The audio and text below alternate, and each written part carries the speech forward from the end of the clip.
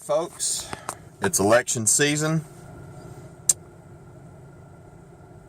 I, for one, will be glad when this circus is over. I'm tired of the mudslinging. I'm tired of the lack of change in policy or even the discussion of change in policy. I'm really tired, and I know my oldest daughter is really tired of the yard signs and the billboards and the stickers and, all this stuff.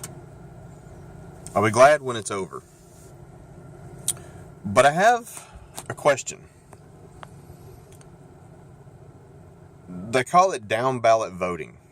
And what that means is because the presidential election gets all the media hype, or most of it, 95% of it,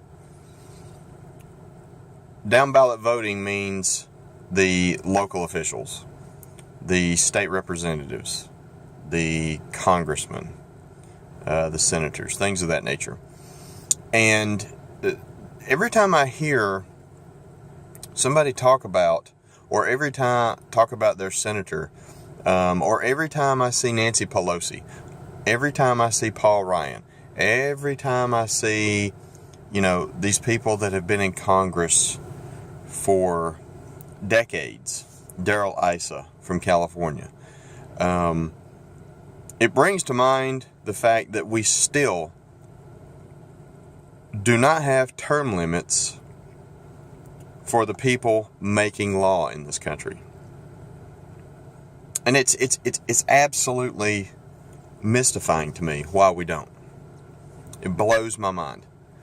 We have term limits on the presidency, who has very limited power. But the people actually writing law, there's a movement called GetOutOfOurHouse.com. GOOH. It may actually be .org. And it's a grassroots movement to wipe the slate clean of every elected official, that has been there longer than 8 years. Or 12, depending on, you get 2 terms. Whatever that adds up to. You get 2 terms, right? You get one to figure it out, and then one to get something done. Because the odds are really good that if you don't get it done in that time period, that it's not going to get done. And for a lot of them, that's 12 years. That's a decade. That's a long time to get some stuff done. Right? We need term limits. We absolutely need term limits. I don't believe in my heart of hearts that the founding fathers intended for our elected officials to certainly not become millionaires while in office, but they certainly didn't mean for them to be there for 40 years, for 30 years, for 20 years even. And these people are making this a career. That's not what it was intended to be.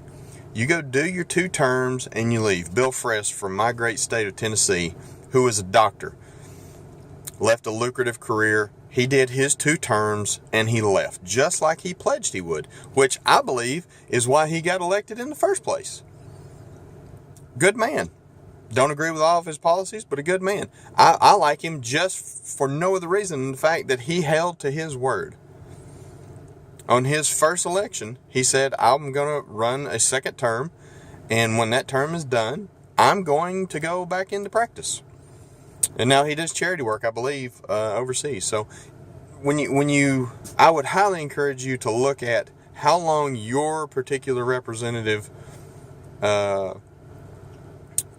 senator, congressman, whatever, has been in office. Your city council, how long have they been there? Take a look at it.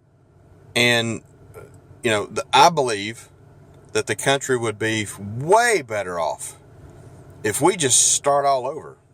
Just start all over. Look, you guys had your shot. You didn't get it done. Let's bring some new blood in there. Some young people. You know, some people who aren't millionaires. The people writing law are millionaires. They don't know what I go through on a given day. What my bills are, what my concerns are in a given month. They don't understand that. They don't. So think about that when you go into the voting booth to cast your vote for that same man or woman that's been in that seat for 25, 35, 40 years. Think about that. I'm out.